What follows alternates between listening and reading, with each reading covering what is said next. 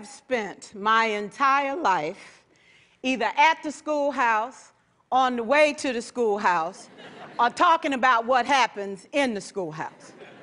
Both my parents were educators. My maternal grandparents were educators. And for the past 40 years, I've done the same thing. And so needless to say, over those years, I've had a chance to look at education reform from a lot of perspectives. Some of those reforms have been good, some of them have been not so good. And we know why kids drop out. We know why kids don't learn. It's either poverty, low attendance, negative peer influences. We know why. But one of the things that we never discuss, or we rarely discuss, is the value and importance of human connection. Relationships. James Comer says that no significant learning can occur without a significant relationship. George Washington Carver says all learning is understanding relationships. Everyone in this room has been affected by a teacher or an adult. For years, I have watched people teach. I have looked at the best and I've looked at some of the worst. A colleague said to me one time, they don't pay me to like the kids. They pay me to teach a lesson. The kids should learn it. I should teach it. They should learn it. Case closed. Well, I said to her, you know, kids don't learn from people they don't like.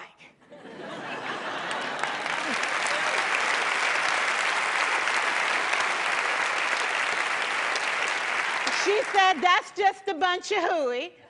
And I said to her, well, your year is going to be long and arduous, dear. Needless to say, it was. Some people think that you can either have it in you to build a relationship or you don't. I think Stephen Covey had the right idea. He said you ought to just throw in a few simple things, like seeking first to understand as opposed to being understood. Simple things like apologizing. You ever thought about that? Tell a kid you're sorry, they're in shock. I taught a lesson once on ratios. I'm not real good with math, but I was working on it. And I got back and looked at that teacher edition. I taught the whole lesson wrong. So I came back to class the next day and I said, look, guys, I need to apologize. I taught the whole lesson wrong. I'm so sorry. They said, that's okay, Miss Pearson. You were so excited. We just let you go.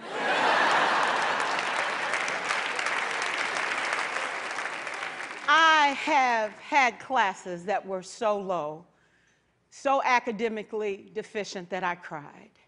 I wondered, how am I going to take this group in 9 months from where they are to where they need to be?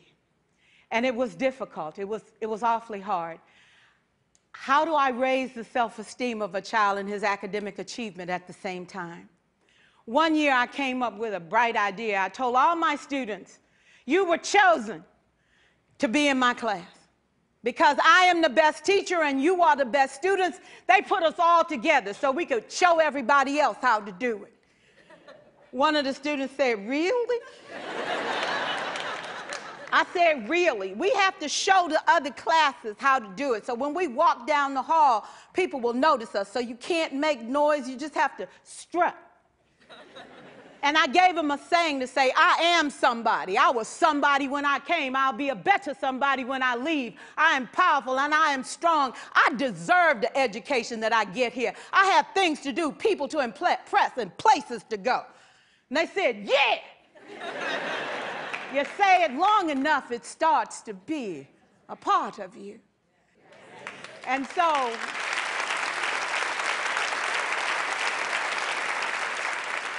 I gave a quiz, 20 questions. Student missed 18. I put a +2 on this paper and a big smiley face. He said, Miss Pearson, is this an F? I said, yes. He said, then why'd you put a smiley face? I said, because you on the roll. You got 2 right, you didn't miss them all. I said, and when we review this, won't you do better? He said, yes, ma'am, I can do better.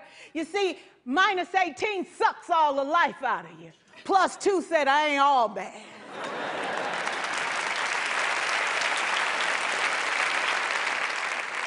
4 years, I watched my mother take the time at recess to review, go on home visits in the afternoon, buy combs and brushes and peanut butter and crackers to put in her desk drawer for kids that needed to eat, and a washcloth and some soap for the kids who didn't smell so good. See, it's hard to teach kids who stink.